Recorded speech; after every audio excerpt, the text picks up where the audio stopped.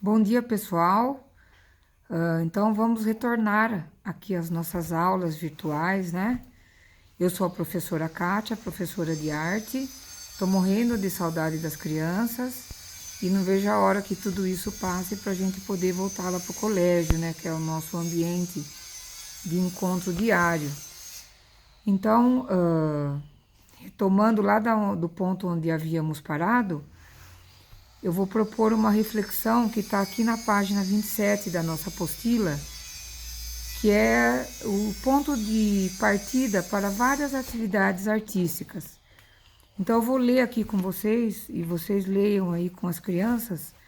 Então, estudar os diferentes pontos de partida que inspiram um artista é um excelente convite à reflexão sobre o privilégio que temos de viver no mundo em que Deus criou, com todo cuidado. Ele foi tão cuidadoso que já no comecinho de tudo, ao invés do escuro e feio, ele criou um mundo com muita luz e lindas cores. Ao invés do silêncio e vazio, o som da voz dele. O mundo se encheu de vida. E à medida que as coisas iam ganhando vida, os movimentos se viam por todas as partes. Então Deus formou sua mais preciosa criação, que é o ser humano, e deu a ele a importante tarefa de cuidar desse maravilhoso mundo e usar tudo ao seu redor para criar arte. Então nós temos sempre que ter em mente, né, e nunca nos esquecermos desse ser maior que nos criou, né, nos deu o dom, esse dom divino da vida, e nos deu a criatividade para podermos trabalhar com arte, né, que exige demais da nossa criatividade. Mas a criatividade não só em arte, né, nós somos seres criativos e temos que usar essa criatividade em todas as áreas de conhecimento. Então vamos ali para a unidade 2, que é o espaço onde a arte acontece. Então aqui ele está falando que 3 crianças estavam procurando um lugar para se expressarem, para fazerem uma atividade. Então eles encontraram a garagem de uma casa, que era para fazer um teatro, uma exposição dos seus trabalhos, uma coisa assim. Então a criança também ela procura isso, né? Uma coisa que vem de dentro da gente. Então, os 2 conceitos que nós vamos estudar dentro dessa ideia é o conceito de concentração e de dispersão. Primeiro com relação ao som, né? Os sons que estão ao nosso redor. Então imagine que você está assim em casa e de repente você começa a ouvir um som que vem de algum lugar. Você vai então, se aproxima da janela, vê se aquele som vem vindo de perto ou vem vindo de longe. Então já vamos criando parâmetros, né, para afinar e educar o nosso ouvido. Então eu percebo que esse som vem vindo, você fala, olha, é o som de uma flauta. Então a flauta, no caso, ele é a fonte sonora. Eu percebo que é o som de uma flauta que eu estou ouvindo. Então os sons eles chegam até os nossos ouvidos vindo de diversas fontes sonoras, né? E nós percebemos se vem de perto, se vem de longe. Então, aqui na apostila, ele fala o quê? Que ao escutar um som, a gente sempre tem que tentar identificar a fonte sonora. Ah, eu estou percebendo aqui que vem vindo o som de uma furadeira que está aqui por perto. Eu percebo que vem o som e é o latido de um cachorro. Então, eu percebo que são diferentes fontes sonoras que chegam até os nossos ouvidos. E para um músico isso é imprescindível, assim. Eu conhecer a fonte sonora, que é de onde vem vindo o som, quem está produzindo esse som que está chegando até o meu ouvido. Por exemplo, se um dia eu for um maestro, eu vou ter que saber exatamente de onde vem vindo a fonte sonora de cada instrumento musical, né? Que produz um som mais seco, um som mais alongado, um som mais suave. Os instrumentos de sopro, os instrumentos de corda, eu tenho que saber exatamente o tipo de fonte sonora que está produzindo aquele som para eu poder organizar ali a minha orquestra. Isso é com relação ao som, então. Depois nós temos também com relação ao nosso corpo. Aqui na apostila ele fala que do espaço para realizarmos, por exemplo, uma dança. Eu preciso de um espaço determinado para eu realizar a minha dança. Então, dentro desse espaço, eu posso estar concentrado ou disperso.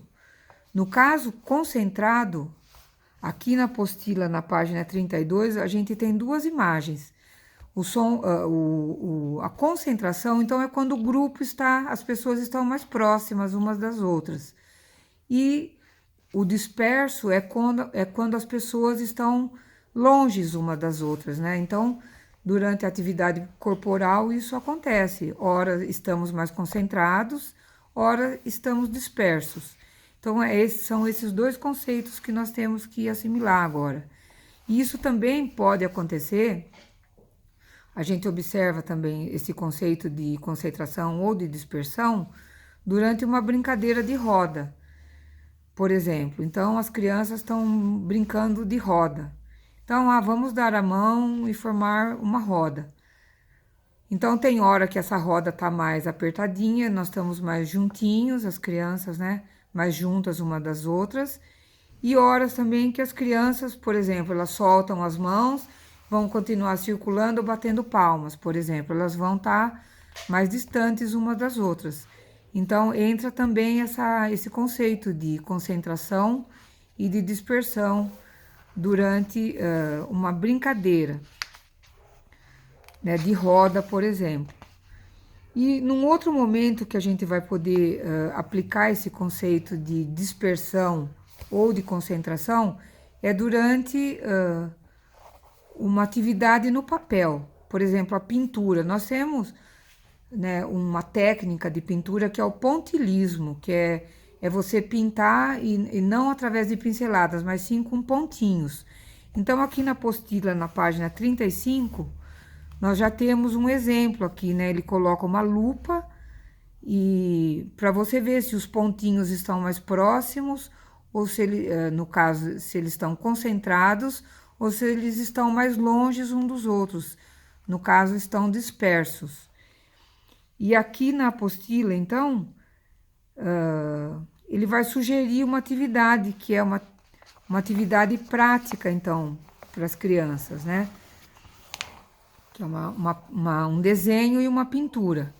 Então, aqui, só para relembrar, né, o que essa curta aula que a gente teve aqui, o que a gente deve assimilar dessa aula? Que a fonte sonora, né, que é o lugar de onde vem o som, que ela pode estar próxima ou distante, e que vem de um determinado som, de uma fonte sonora específica, né, e isso que diferencia uns sons dos outros. Também que a distância entre as pessoas, né, na hora de uma atividade, por exemplo, de teatro ou de dança, nós podemos estar mais concentrados, mais perto uns dos outros ou mais dispersos, e também numa atividade no papel, né? O papel, no caso, é o suporte, e que nós vamos fazer pontinhos mais próximos ou mais distantes uns dos outros.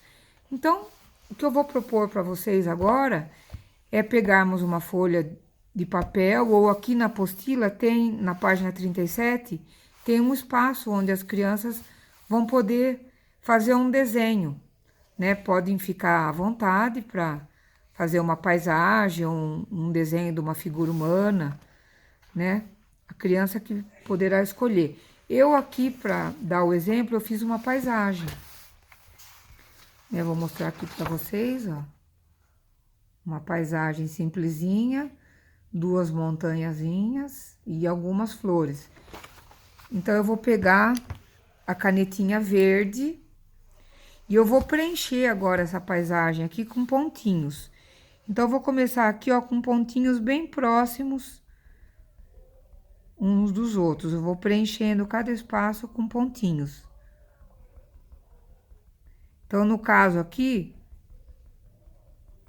os pontinhos, eles vão estar concentrados. Vou mostrar para vocês, ó. Estão vendo aqui, ó? Os pontinhos, eles estão bem concentrados aqui, ó. Eu preenchi uma área. Agora, nessa outra área aqui, eu vou fazer com pontinhos concentrados e pontinhos dispersos. Isso vai dar a ideia de uma sombra. Vocês vão ver como é que fica. Vamos fazer, então. Então, aqui eu vou colocando os pontinhos mais dispersos, longes uns dos outros. Depois, aqui eu começo a concentrar. Vai me dar essa ideia de sombreamento,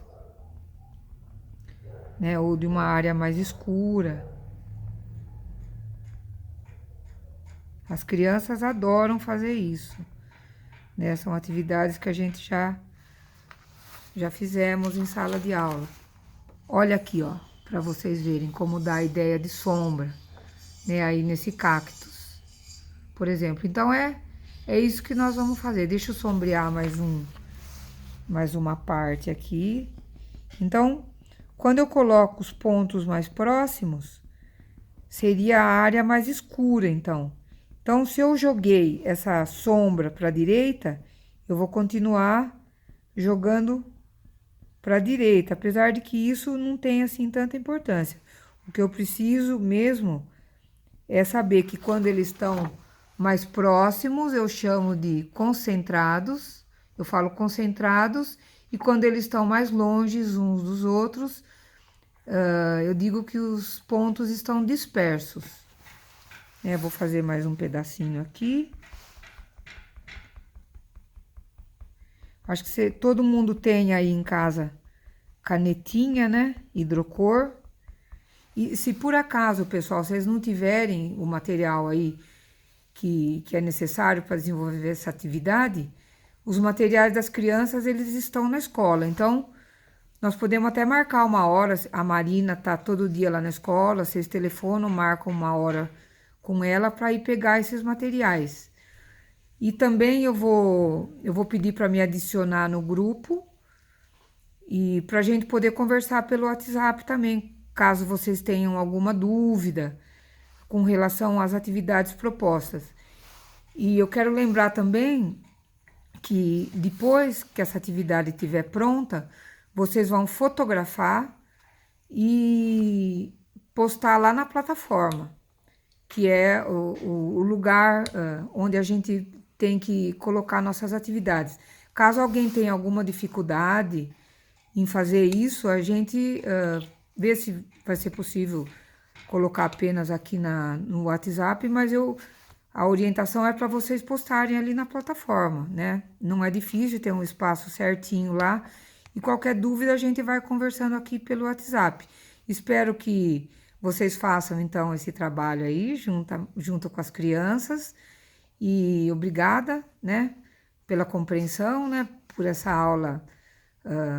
Não é do formato que a gente queria, mas estamos fazendo o possível para não comprometer a aprendizagem dos alunos. Então, muito obrigada e até mais, até a próxima aula, tá? Uma boa semana para vocês e um beijo para todo mundo. Tchau, tchau.